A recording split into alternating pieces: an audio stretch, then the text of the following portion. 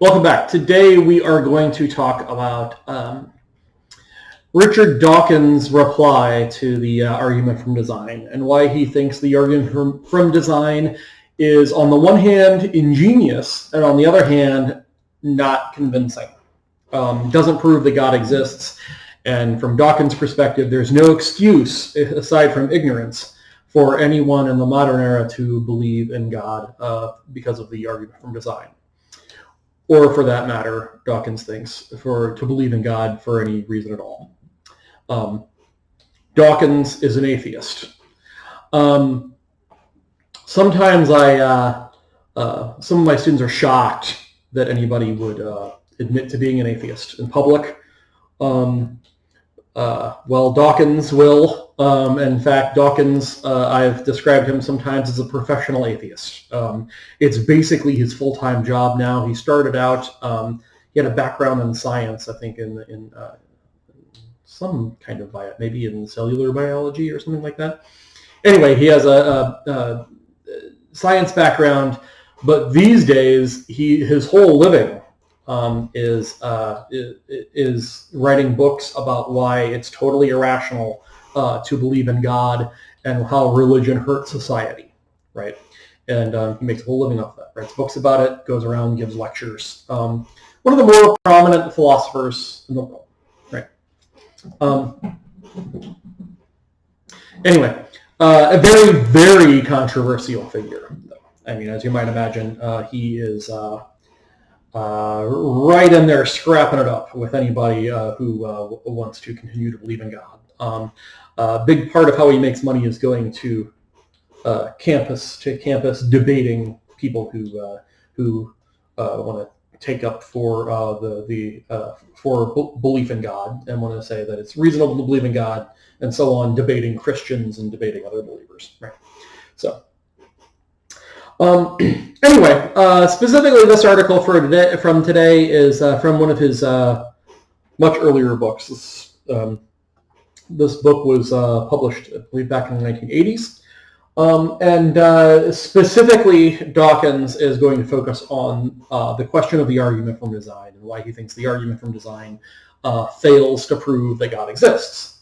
Now, remember the argument from design from last time? I'm very briefly going to go through it. I'll give a stripped-down version of it. It goes this way. That it says that look around you. You see things in nature that demonstrate design, right? They show design. Various things in nature seem to exist. They seem to act for a reason. They seem to have a purpose, right?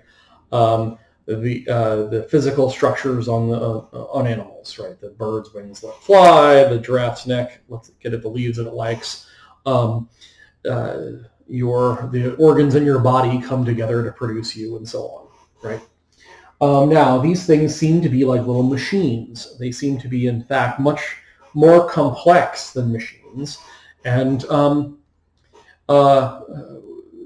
word that comes up a lot in this debate is the word elegance, used in a technical sense here. When we talk about complex elegance, or when Dawkins talks about complex elegance, he means that something has various moving parts that come together in this way to produce some effect or produce some larger system, right? And then if you take any one individual part out of that system, the whole thing sort of falls down and doesn't quite work, right? So, there's complex elegance shown in the organs in my body. They come together to create me, right? If you take part of them out, if you take out my liver, the whole system fails, right? If you take out my heart, the whole system fails, right? All the pieces have to be there together, working in concert together, right? Anyway, the argument for design says, well, look around you. You see all of these things that demonstrate this kind of complex elegance. This kind of design indicates intelligence, right? The organs in my body are not intelligent. Even though they're acting for a purpose, and they are not themselves intelligent. So they must be designed. They must be designed in the way that a machine is designed by an engineer, right? So who is the engineer that designed all of these natural systems? And Aquinas, remember, said that the designer obviously must be God, right? There's no other answer that Aquinas can think of. Now, it's on that last question that Dawkins wants to raise his hand and say, well, what might have been true in the 13th century is no longer true. Aquinas might not have been able to conceive of any answer to the question where this design in nature comes from, besides an celestial intelligence. But Dawkins thinks in the modern era we do have an explanation. We have an explanation in terms of the theory of evolution, right? I find that some of my students are familiar with the theory of evolution, and some of them are, everybody's heard of it, but some of them don't quite understand its implications or what it says exactly or how it works. So I offer a crash course in the theory of evolution that will follow. But the basics of a theory of evolution are this. Dawkins gives this definition. He says that it boils down to a very simple idea. And he gives sort of complicated sounding version of that simple idea. But the simple idea is that non-random reproduction, where there is hereditary variation, has far-reaching consequences if there is enough time for them, for them to be cumulative, for the process to be cumulative, right? And this boils down to reproduction plus variations from generation to generation, plus a cumulative selection process, equals organisms that are designed, but they are designed by the environment. They are not designed by some overseeing celestial intelligence. They are designed by just the forces of nature, right? Dawkins, to introduce the idea of the argument from design, he introduces a thought experiment by the 19th century theologian William Paley. William Paley said, he gives another version of the argument from design, and he says, well, imagine this. Imagine you're walking through a forest, right, and you trip over a rock, right? Now, that rock is simple enough that it might have just arisen by accident. It might have just arisen out of the forces of nature, right? But if you're walking through a forest and you find a pocket watch, right, laying on the forest floor, and you pick it up and it's ticking, it's keeping perfect time, right? It has all of these little intricate moving parts that all have to come together in just the right way, or else the watch is going to be useless, right?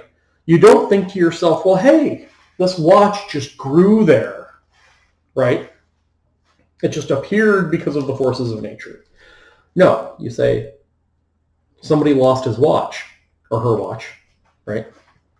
And you can look on the back, and maybe there's a name there. At the very least, there's probably whoever manufactured it, right? But it's all right there. It's you don't look at this little machine and say that it just arose by magic or arose by the forces of nature. You say that somebody built it, somebody designed it to be the way it is, right?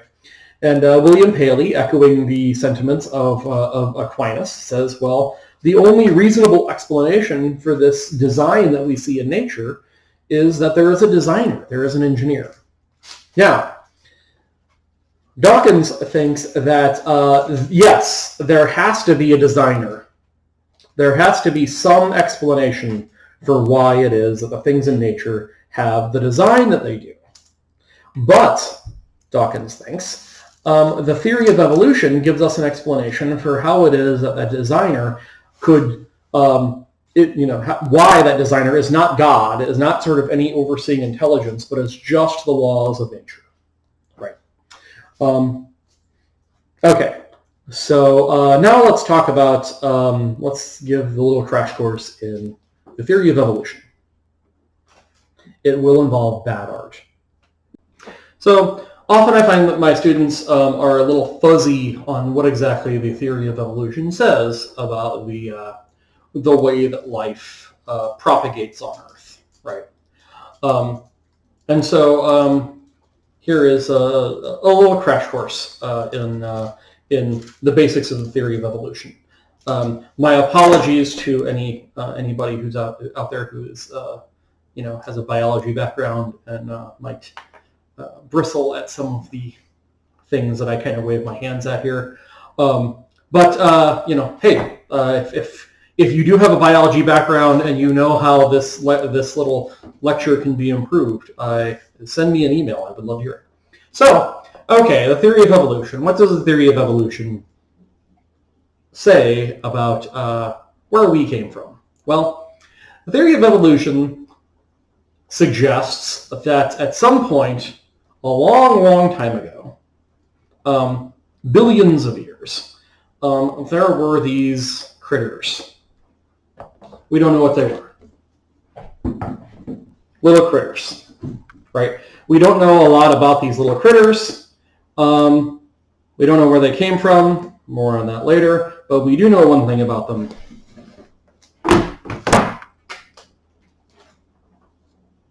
They were in love.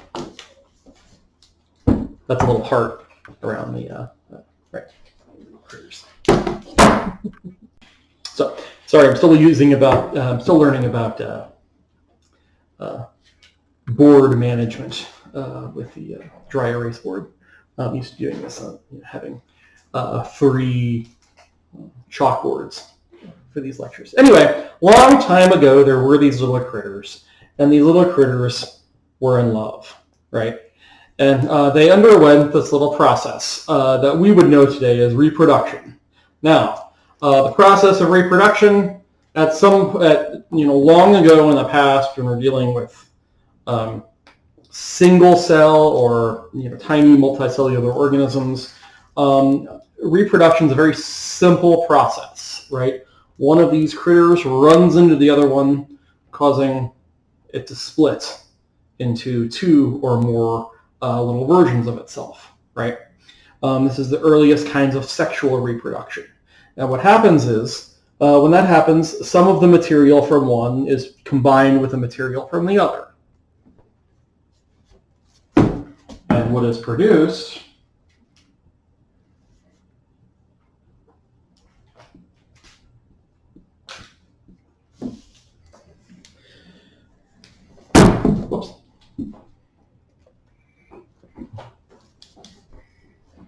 are little copies, right? So these things come together, they reproduce, and the combination of their genetic material produces little things that are some copies of the genetic material of these 2 things. Now, obviously, the closer these 2 things are to each other genetically, the more similar their offspring are going to be, right? Now, all of these little things are virtual copies of their parents, except for this little one right here, right? Notice that this little one has a little spike on its tail, right? Where did that come from? Well, in any copying process, there are little errors. There are little mistakes in the copying process, right? If you use a photocopier and you, as I do, when I'm doing a live in-person class, I will give in-class quizzes, right? And those require being copied in a copier. And once in a while, there will be a little mistake. There will be a little error on one of them, right? It just happens. There are little mistakes. But when there are mistakes made at the genetic level, those mistakes can result in body features that distinguish you from your brothers and your sisters, right? These are called mutations. These little mistakes in genetic copying that result in changes in your physical structure. These are called mutations, right? Some mutations are bad. There are a lot of diseases that are caused by mutations, and if you have a certain kind of mutation, you get the disease at a young age and you die off. A lot of mutations are neutral. They don't really do anything, right? You might have a different, somebody might have a different, one eye is one color and one eye is a different color. Or somebody might have a little patch of discoloration on his or her skin, right? Those things might be caused by mutations, and they might not make any sort of difference, right? Some mutations, however, are beneficial. Now, they're not beneficial because something in the gene said, you must be better. They're just beneficial by pure accident. That it results, the mutation results in some random feature being a little different. But that feature, that changed feature, interacts with the environment in a way that gives that little guy an advantage over his brothers and his sisters, right? So imagine this. So imagine this little family of what's-its are living in their little tide pool back on the early Earth, right? And they're swimming around, and this one happens to have a little spike on his tail. Well, now this thing comes along. What is this thing? Where did this thing come from? Presumably, this thing came from a process just like this. We'll talk about that a little bit later, right? But let's say that something, some little other thing comes along that wants to eat these things, and it eats all these, except this one hits it in the face with its little spike on its tail, and the predator kind of floats away, right? I use a predator here because it's sort of the easiest to understand. Obviously, if I'm trying to describe the origins of all life on Earth, I have to explain where this predator came from. So that's just one example of something in the environment that's going to interact with these little things and their mutations. It could be anything. It could be something just that's strictly environmental, like the pH levels in the tide pool, right? Or the amount of UV sunlight that's coming in. You might have a genetic mutation that allows your cells to not break down under UV light, or allows you to exist in water that has high pH levels, right? And then all your brothers and sisters die out for that reason, right? But regardless, what happens is that this little guy with his mutation, he lives on, right? And he goes on to start a family of his own. And because his family all have his genetic material, his kids all have a little spike on their tail. So they're all prepared to fight off the thing in the environment, to deal with the thing in the environment, right? And now what we see is, from one generation to the next, the physical structure of this organism has changed because of the genetic mutations from generation to generation, and because of the way that genetic mutation interacts with some feature in the environment, right? So within a generation or two, you might see nothing but these little guys that have spikes on their tails, right? And you might look at these guys and then look at the fossil record that, some number of generations ago, their ancestors had no spike on their tail, and you say, well, where did the spike come from? It must have come from God, right? Well, no, Dawkins says. It doesn't come from God. It just came from the natural forces of just the forces of nature, the interaction with the environment. And, the Aquinas and the William Paleys of the world say, no, look at how well adapted these little guys are to whack their predators in the face with their little tails. It must have been that something designed them with that spiked tail. And Dawkins says, no, yourself. Just look at the process, right? Now, that's just one feature that might be distinguished over the course of a generation or two. Let's say, these, who knows how big these little multicellular organisms are, how long their lifespan is. This process might take a couple days to go from one generation to the next, and you're already producing these little changes. Now imagine that these changes are not just happening with one organ, but they're happening with all the organs. And we're not talking about one generation over the course of 2 days, but we're talking about billions of generations over the course of hundreds of millions of years, right? And every generation, the organism is changing just a little bit and getting just a little bit better adapted to its environment. So what would happen then? Well, the theory of evolution suggests that if you start out with these very simple organisms and you have this process by which they gradually change to get better and better adapted at their environment, then the amount of changes that could happen over the course of billions of years is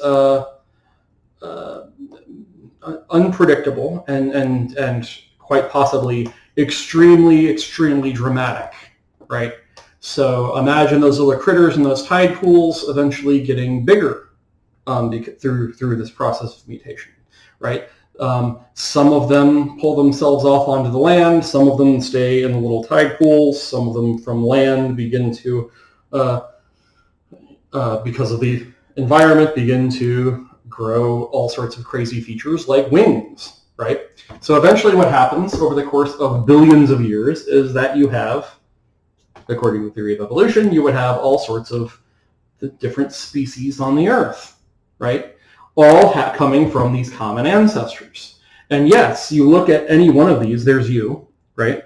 You look at you and you say, well, I look nothing at all like these little multicellular organisms in the fossil record. And the idea from theory of evolution is, well, no, you don't, right? But what you're missing is the process and that 4 billion years, right? The differences from generation to generation in these little organisms, just from generation to generation, is enough to have arisen just by chance, right? We think that the difference between these organisms and you, that's not enough to have arisen the differences are too dramatic to have arisen just by chance from one generation. Obviously, right? You don't start out with this and then they share a special hug and then boom, it's you. That's not what theory of evolution says. Theory of evolution says that this process goes, billions of years happen, and over the course of that billions of years, the things that result from this process are going to be dramatically different than where they started out, right?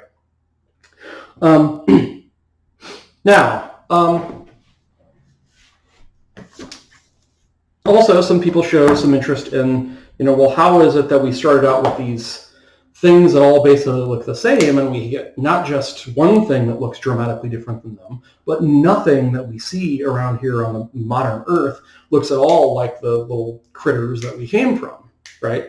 Well, the theory of evolution suggests that, of course, remember why this little guy with a tail ended up living and being more successful than his brothers and sisters, ended up being the one who passes all of his good stuff onto the rest of the fossil record, had to do with his interaction with the environment, right? Well, different environments are going to produce different things, right? Since there are going to be different factors in an environment that interact with mutations in a different way. If some of these guys, some of these offsprings, there's an earthquake, let's say, and let's say that one part of the tide pool gets separated from the rest of the tide pool, right? Well, the second tide pool then is going to evolve in different circumstances and according to different kind of environmental factors than the first tide pool. So you would expect that you would get organisms, 4 billion years later, you're going to get organisms that look very, very different, right? And you might say, well, hey, the organisms in this tide pool look at nothing at all, that descended from this tide pool look at nothing at all like the ones that descended from that tide pool. How could they have a common ancestor? And you're just not looking back far enough, right? So, and then that is the explanation, that is Darwin's explanation. Charles Darwin, who first wrote about this idea, theory of evolution. That's his explanation for how it is that we get the different species on the Earth, is they evolve in different kinds of environments. They are adapted to different kinds of environments. And he did extensive research in the Galapagos Islands about the different kinds of species and how they end up adapted to their specific little local environments, right? And how those little local environments produce these dramatic differences, right? Okay.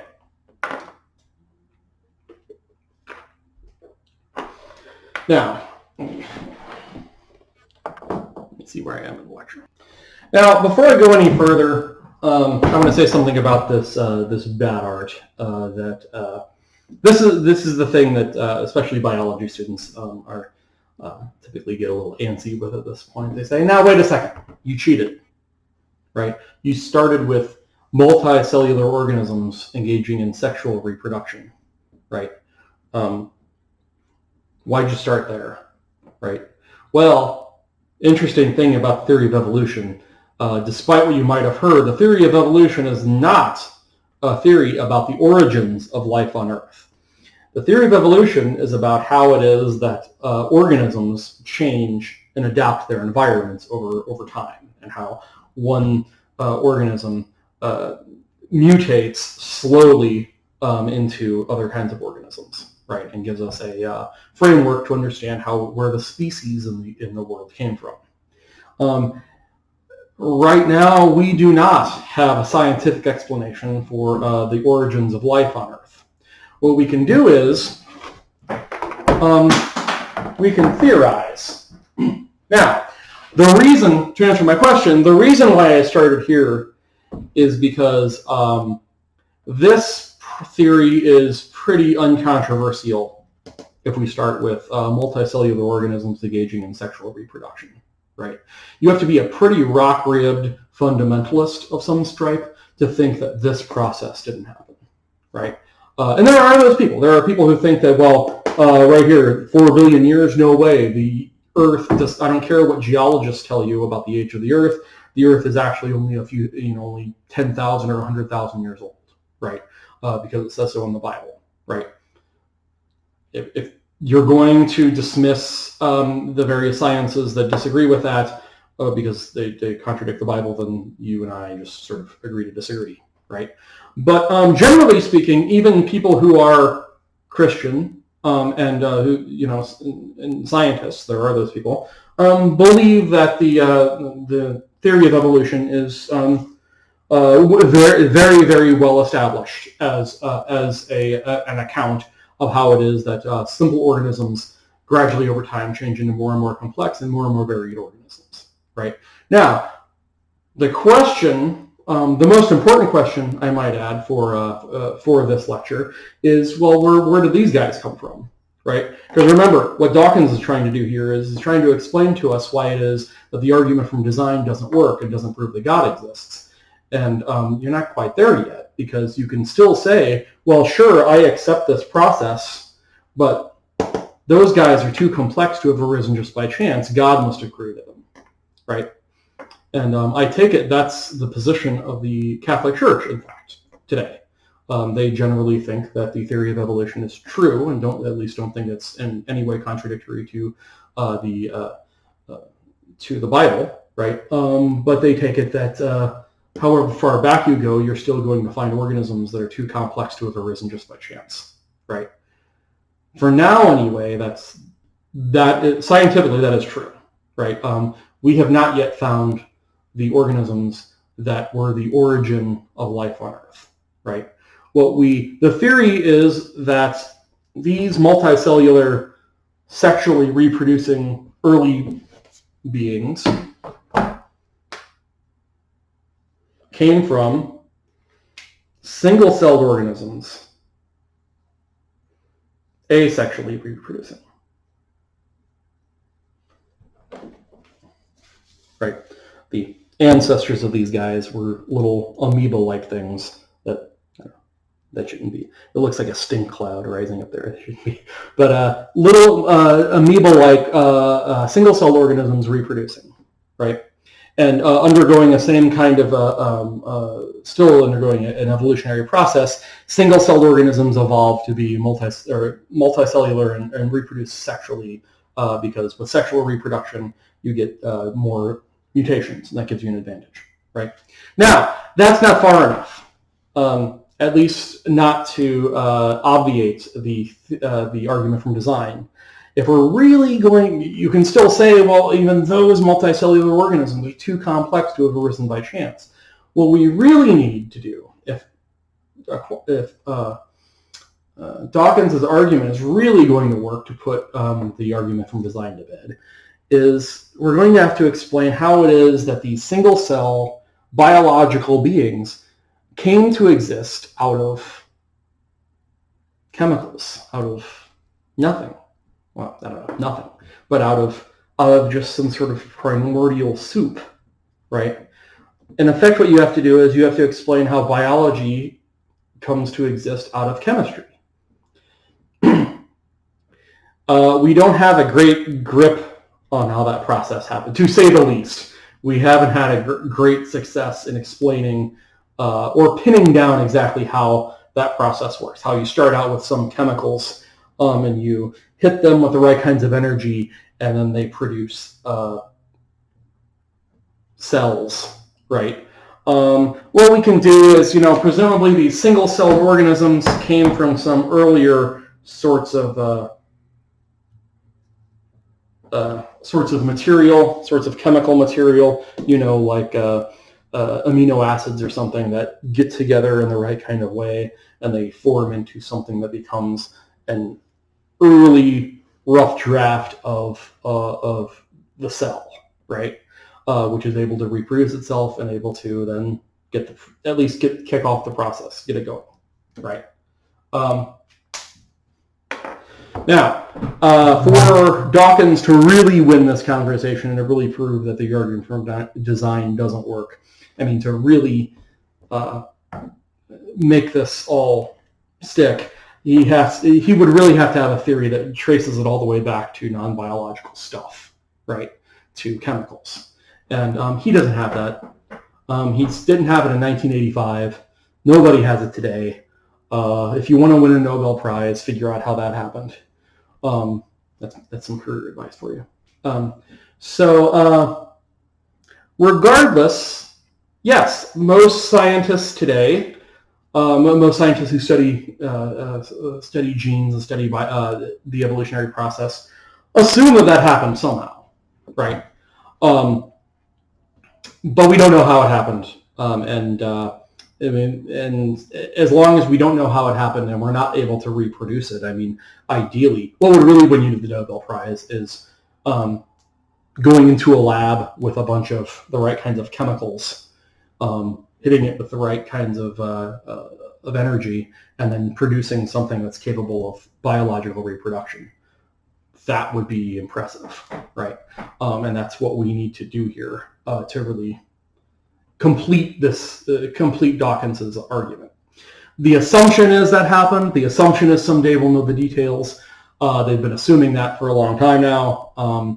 There have been lots and lots of experimental efforts to explain this. Some of them, more successful than others, but there's no consensus on how this happened, right? So there's always, just as a side note, there's always the possibility. It's always open to somebody who likes Aquinas' argument and wants to believe in God, that you can say, well, the argument from design works because you just can't explain, any one of these things is too complex to have explained, to have arisen by chance, and so you still need God to have designed it, right? So, okay. So regardless, let's assume that Dawkins' argument works. What does he want to say about why it is that people seem to have such profound misunderstandings of the theory of evolution, right? He says that there are actually some ways that we seem to be hardwired to misunderstand the theory of evolution. We seem, as human beings, to not be able to grasp it well. Let's talk about the reasons that is. So if you struggle to sort of understand or sort of grasp the larger implications of the theory of evolution, or if a lot of its results seem sort of counterintuitive or contrary to your common sense, Dawkins recognizes, well, you're not alone. In fact, there seems to be a lot of ways that we seem to be sort of hardwired as human beings to misunderstand the implications of evolution and the intricacies of it, how it works, right? One common misunderstanding about the theory of evolution that Dawkins talks about is he says that We tend to overemphasize the role of blind chance in the process. That commonly you hear people who criticize the theory of evolution, who are suspicious of the theory of evolution. You commonly hear them say things like, well, I couldn't have just arisen just by blind chance. And Dawkins thinks, well, yeah, but that's not what the theory says. There is randomness kind of built into the theory. Obviously, the randomness from generation to generation of the mutations is, the mutations are one thing that is going to be largely just random, right? But other factors like the way that those mutations interact with the environment, that's going to be less random. I mean, the environment is going to, exist for other sort of natural reasons. And the interaction that goes on between the environment and the mutated organism is then going to be less than entirely random. Furthermore, what genes you have, the mutations are one thing, but the genes themselves, that is not going to be random. You get your genes from, the organism is going to get its genes from its parents, right? And it's not like, my wife and I could have a child that has just anybody's genes or has the genes of a zebra or something like that, right? It's going to be human genes, and they are going to be, to the vast degree, some combination of our genetic material, right? So there's a tendency to overemphasize the role of randomness. There is some randomness in it, but it's largely just a natural process, and it's just going to be no more random than any other kind of natural process. It happens according to specific kinds of laws, knowable laws, right? Secondly, the second way that we see that reason Dawkins thinks that we misunderstand the implications of the theory of evolution is that the time scales involved boggle our minds. Right? That a human being, over the course of your life, of 70, 80 years, maybe you are able to understand, you're certainly able to understand what, 10 years or 20 years is like. Maybe if you're here for 70 years, you can sort of use your imagination to imagine what a whole century is like, or maybe 200 years is like, right? But 1,000 years, 10,000 years, 100,000 years, millions of years, billions of years. These are time scales that we have no frame of reference for.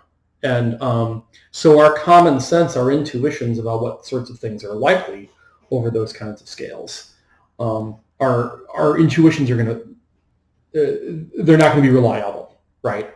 We're not going to have great intuitions about what sorts of things could happen over the course of 1 million years, right? We commonly say, for instance, well, it's a 1 in a million shot, meaning that it's very, very unlikely to happen, right? But if you have 1 million chances, then a 1 in a million shot isn't unlikely. In fact, it's likely to happen, right? And so something, if we're talking about something that, has one shot in a year, and that's a 1 in a million shot, well, if you have 1 million years, then it's not at all unlikely, right? The philosopher Dan Dennett writes on this topic. He's on Dawkins' side in this. He says he uses this thought experiment. He says, now, what if I told you that I could introduce you to somebody who won heads or tails 20 times in a row, right? Just flipping a coin. Right, and you would say, well, that would be somebody I'd like to meet. Where is that person? And then it says, well, I don't know that person. But if I had enough people, I could guarantee you that I could introduce you to somebody who won heads or tails 20 times in a row. Right. All you would need to do is have single trial tournaments, right? People flipping coins, and enough people And yes, when we're getting into large enough, impressive enough figures, you might end up having to have more people than there are on the planet Earth, right? I don't think that the winning heads or tails 20 times in a row, though, requires more than 6 billion people. So nonetheless, if you could organize enough people into these tournaments of flipping coins, you would be guaranteed that somebody would win that tournament, right? And so you could guarantee that you could eventually introduce me to somebody who won heads or tails 20 times in a row. All you need is enough chances, right? So the timescales involved in the theory of evolution really sort of boggle our imagination, and they frustrate our intuitions. So Dawkins' point is you can't really rely on your common sense to tell you what sorts of things are likely over the course of a billion years based on your understanding of what sorts of things are likely over a few decades, right? Finally, Dawkins thinks that our success, the human race's success as engineers, as people who design things, has led us to believe that anything that has design necessarily has a designer, or necessarily has an intelligent designer, right? So you know, this speaks to William Paley's story about finding a pocket watch in the woods. Well, of course, Dawkins says, if I found a pocket watch in the woods, I would think it must have had somebody who crafted it, right? But this also is a kind of bias on our behalf. This is a bias on our behalf because we're so good as mechanics, and we're so good as engineers, and so good at building things, and we are surrounded by artificially crafted things, and we sort of can intuitively kind of tell the difference between something that's artificially crafted and something that seems kind of naturally crafted. And so when we encounter something that seems artificially crafted, of course we assume a person built it, right? But Dawkins thinks that we should not necessarily assume that just because something, when we look at the details, seems crafted, that it was necessarily crafted by a human or a human-like intelligence, or an intelligence at all. It could have been crafted, with enough time, it could have been crafted by the laws of nature, right? So finally, Dawkins doesn't mention this, but I like to throw it in when we're talking about ways that we tend to misunderstand evolution.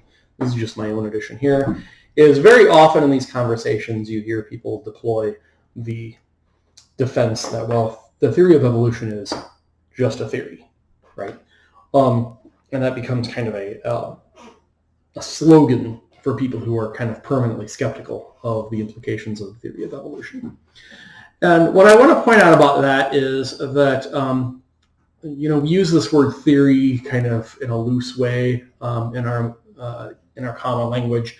When we talk about the theory of evolution, we're talking about the word theory being used in a more technical sense. And the way that we use theory in our common parlance is that we use it as sort of interchangeably with the idea of just your best guess. And the theory of evolution isn't just our best guess. It might have started out back in Darwin's time as kind of our best guess, without a lot of evidential basis. But the theory of evolution hasn't just arisen by chance, so to speak, right? It exists today as a very, very, very well confirmed a scientific theory as you'll find anywhere, right? And a lot of people will press this point and say, yeah, but you can't show me any evidence that this happened, right? This is just speculation. You can't take me back in time and show me these little organisms changing from one to the other. You can't do like a time lapse sort of demonstrated as kind of a time lapse video of billions of years of evolution, right? So how do we know that it happened? Well, I won't bore you with the details of the best evidence of evolution. Go out and investigate yourself. But the sort of easiest to understand comes from the genetic work that's been done with fruit flies. Fruit flies are a favorite of geneticists because fruit flies have a tendency, their genes mutate very quickly, and they reproduce very quickly, right? So they produce lots of generations within just the course of a couple days, or they produce a couple generations in the course of a couple days. So they're very easy it's very easy to see over the course of 6 months or a year how you start out with one kind of fruit fly and you manipulate it a little bit, and at the end of 6 months and lots of generations, you might get different kinds of changes, right?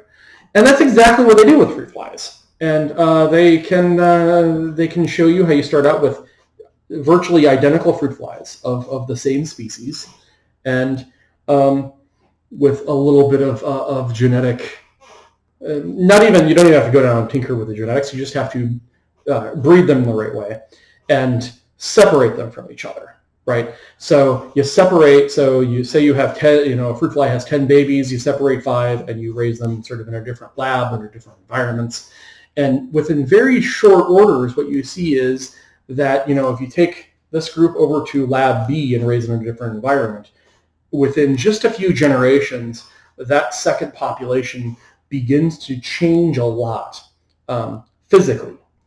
And it happens enough that within just a few generations, if you take them back and you put them back with the earlier group of fruit flies, the fruit flies will naturally segregate off into they don't want to have anything to do with each other, right? And from a geneticist standpoint, well, what is that but the beginnings of a new species, right? What is that but the beginning of some group deciding, hey, we're not going to intermingle with this other group, and over the course of time, eventually they're going to change enough that they can't mingle anymore, and that is the change. That's going to be a change of species. I mean, a species is generally defined as a group that can produce viable offspring with the other, right?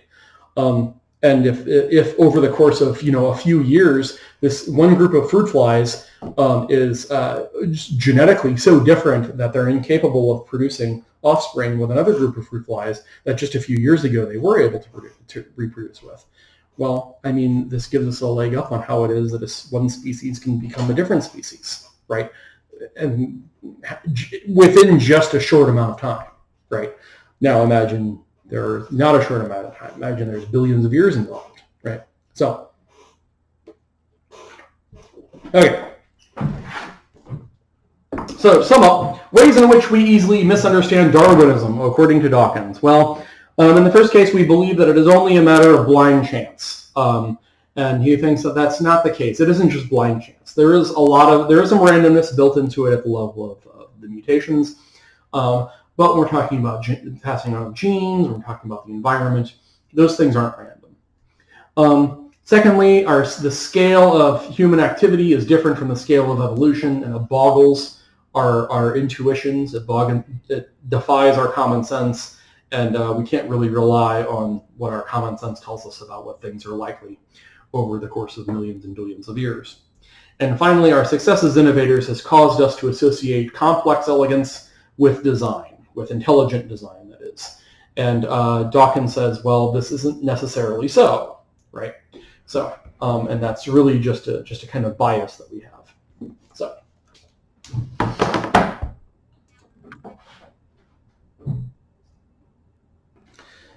Okay, finally, Dawkins wants to talk about an objection that comes up a lot. You still hear this in the modern conversation about theory of evolution. Somebody will say, the odds of, but still, I mean, even if I'm hardwired to misunderstand this theory, still the fact remains that the odds of even just one cell, right, or one part of one cell, an amino acid, the odds of that just arising poof by chance, right? Just the universe hiccups, right? There's a tropical storm, and all of a sudden, and lightning flashes, and all of a sudden, some part of some complex part of a cell appears, right? The odds of that happening just by chance, just zap, and there it is, are roughly the same odds as a tornado tearing through a used car lot and perfectly assembling a 1987 Chevy, right?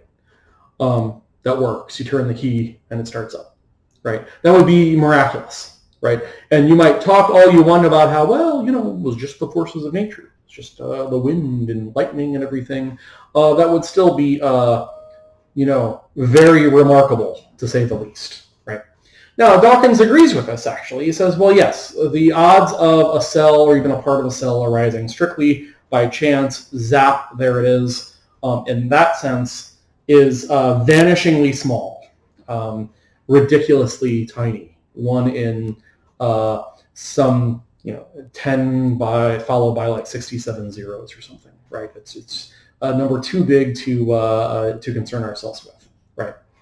But Dawkins says that's not what the theory of evolution suggests though, right? There is a distinction to be made, he says, between different kinds of processes that result in some in some state, right? Dawkins here talks about the difference between a single-step selection process and a cumulative selection process, right? In a single-step selection process, some event is going on and it has a result, and that result is final. And the result is going to reflect the forces that wanted to create it, right? The result is not going to be random. It's going to be traceable back to the forces that created it. But the results are going to be once and for all, right? They're going to be one-off, right? So there's one trial, and the results are permanent. And one of the examples he uses he uses several examples, but the easiest to understand is the locations of pebbles on a beach, right? If we walk down a beach, we will see different striations. We will see sort of different levels of rocks. The lighter rocks are deposited in little bands further up on the beach, and the heavier rocks are deposited closer to the waterline in little bands, right? And we would say, eureka, the arrangement of pebbles on the beach is not random, right? And Dawkins says, well, no, of course it isn't random. The pebbles are arranged on the beach because of the tides and the forces of nature, the force of gravity, that the smaller rocks are carried further up on the beach and the larger rocks are collect near the waterline, right? So this is not a random division of pebbles the pebbles on the beach are not arranged randomly, right? That doesn't mean that they were arranged with any sort of intelligent design. Now, this is just a single-step selection process. The pebbles land there, and that's once and for all, right? So they're not random, but at the same time, we can't expect a single-step selection process to result in anything resembling complexity or complex elegance, right? On the other hand, Dawkins says, there is another kind of selection process. This is what he calls a cumulative selection process, and this is the kind of process that is going on with evolution in our genetic history, right? In a cumulative selection process, the results from one generation are passed on to a different generation, and the process is ongoing. So think of this. Think of somebody who has a big bucket, and you have a hole in the bottom of the bucket that you drew, you cut, and you put a bunch of rocks in the bucket, and you give it a shake, right? Well, what happens? Well, rocks that are bigger than the hole that you made are going to stay in the bucket, and rocks that are smaller than the hole are going to fall through and hit you on the feet, right? And you do this once, and that would be a single-step selection process. But now imagine you have a different kind of selection process where you give it a shake, you get the rocks that last, and you pour the results from that bucket into another bucket. Your friend has a different bucket, and your friend gives it a shake, right? And when she's done, she pours it into the results into another friend's bucket. He gives it a shake, and so on, right?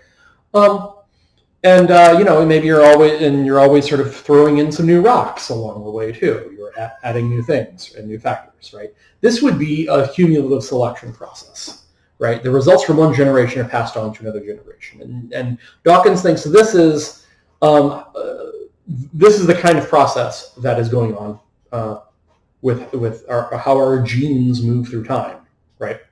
Now you could you can cut that hole bigger and get bigger rocks in your bucket. You can cut that hole in different shapes and get maybe different shaped kinds of rocks in your bucket, or at your feet, whatever. So the bucket here represents the environmental factors, the environment that is sort of selecting which organisms die off and which organisms are capable of breeding, right, before they die off, or capable of reproducing before they die off, right?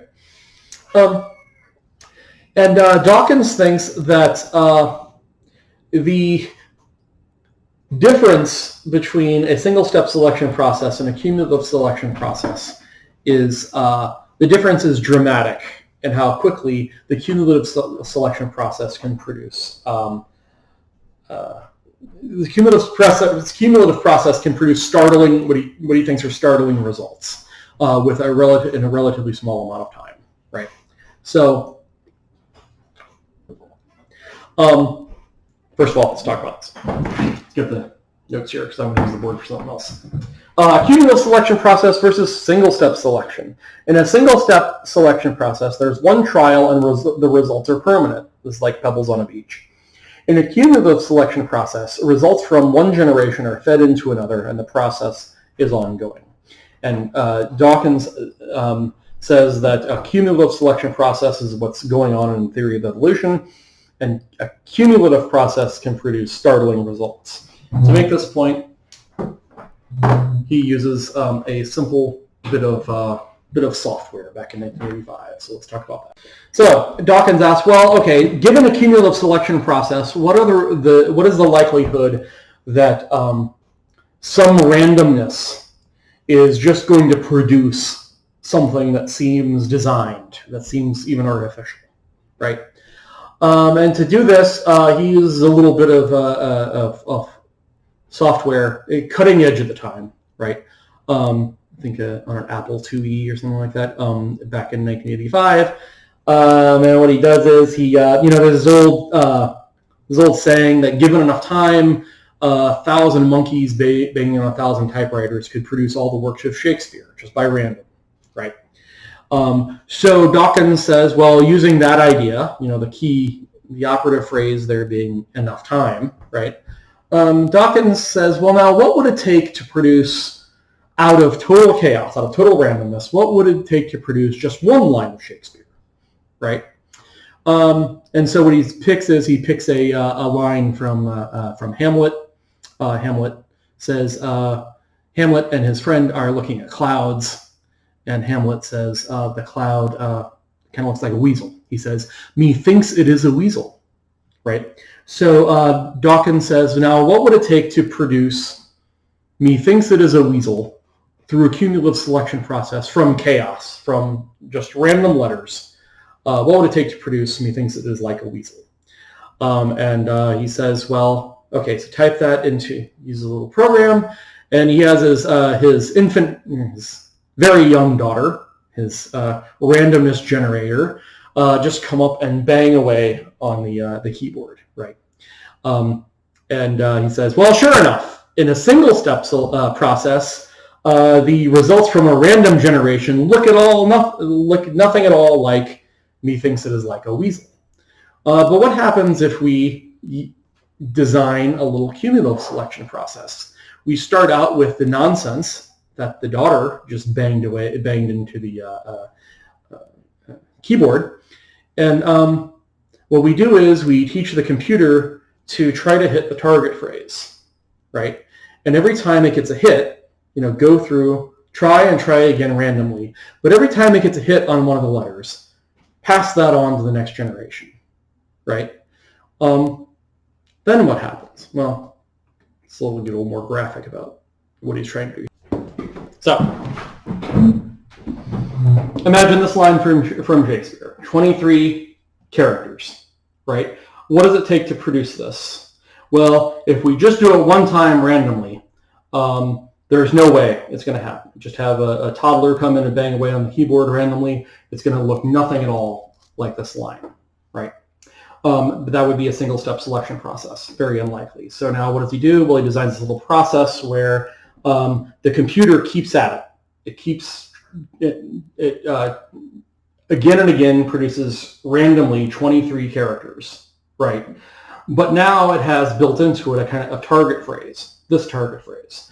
And every time it randomly hits on one of these characters, it keeps that and passes that on, right? So if it randomly goes through all of this, and imagine there are just nonsense letters up here, but one of them is an S in the right place, it would keep that and then go on to the next one. You've seen this process if you watch TV or movies at all. You've seen this process time and again in movies where they are trying to hack into a password, right? And it's randomly going through the different characters that might be in the password, but then it gets one hit and it keeps that, and then the A stays, and then later on gets another hit and an S stays randomly over there. That's exactly what Dawkins is doing here, right? So he's designed the cumulative selection process. Now, the odds of getting this target phrase randomly with one shot, with one chance, is something vanishingly small. It's like 1 in 68 zeros, right? Dawkins says, I forget how many generations it takes, but Dawkins says even with 1985 technology, by the time he went to lunch and came back within just a couple of hours, the computer was done. Right, the computer hit the target phrase, right? And he thinks that this demonstrates the power of the cumulative selection process. Now, what does this have to do with the theory of evolution? I mean, what's the target phrase in the theory of evolution? Well, the target phrase in the theory of evolution would be something that would be the environmental factors. The environment has some standard that you can say it's looking for, right? That if it doesn't get, the critters are just going to die off, right? So the critters, every generation, have the genes and the mutations have these various shots to try to get one little bit right? And slowly over the course of time, the demands of the environment end up carving the generational characteristics of the organisms into something that looks like it's perfectly designed to fit in the environment. By that time, though, when we say it's perfectly designed to fit in the environment, what we're missing is the generations and generations of dead critters that were not perfectly designed to fit the environment, and maybe now there's no trace of, right? Because they died off before they could reproduce, right?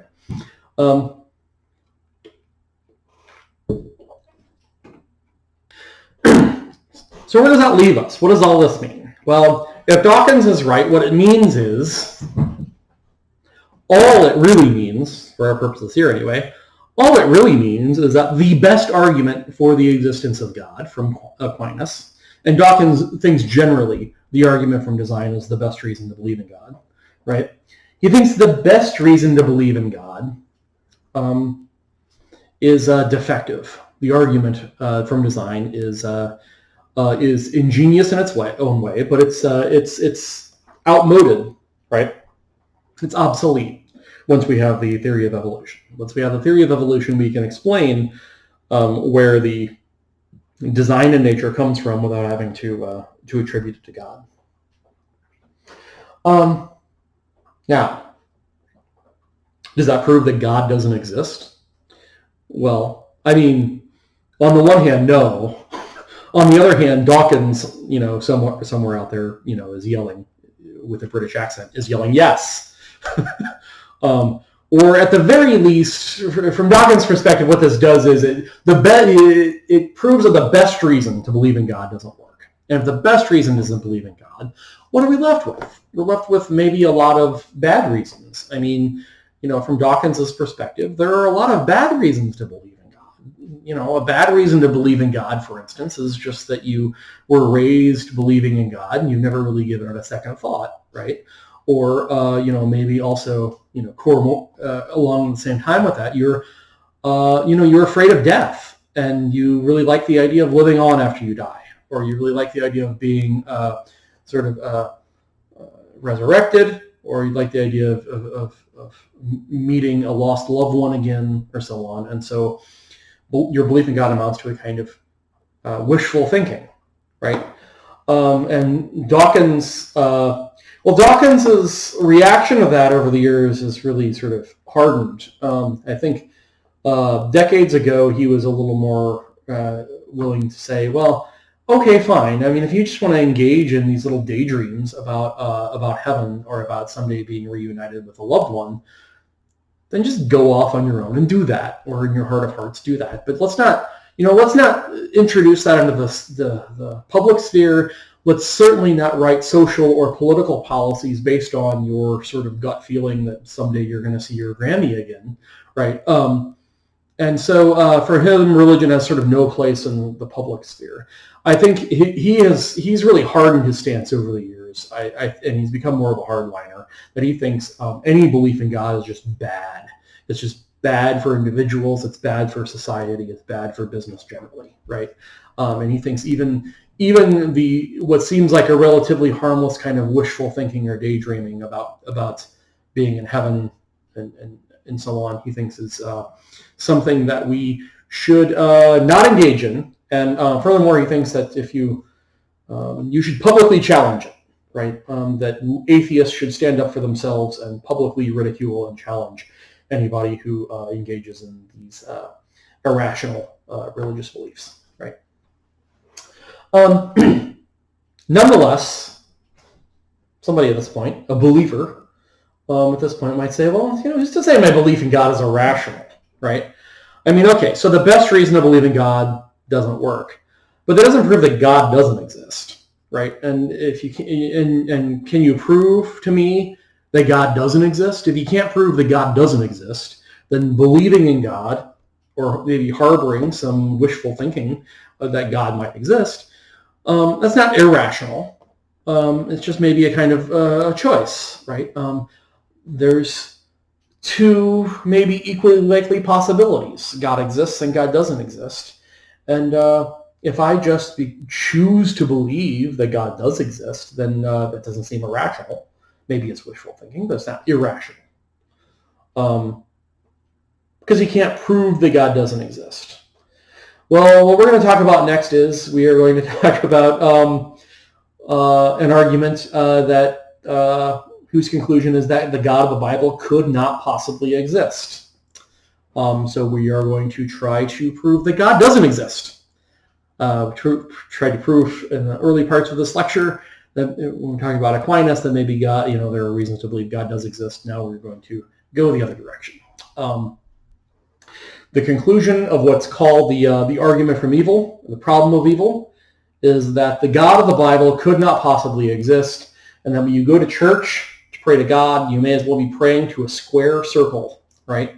Because that's how likely it is that the God of the Bible exists. We're going to see two passes of this in this version of the class. We're going to see an informal pass at this from the work of the novelist Fyodor Dostoevsky. He's going to give us an informal argument that that the God of the Bible couldn't exist. And then we're going to see the Australian logician J.L. Mackie spell out the logical details of that argument. And when we spell out the logical details, Mackie thinks that we realize that it is totally irrational to believe in God. So, okay, I will see you next time.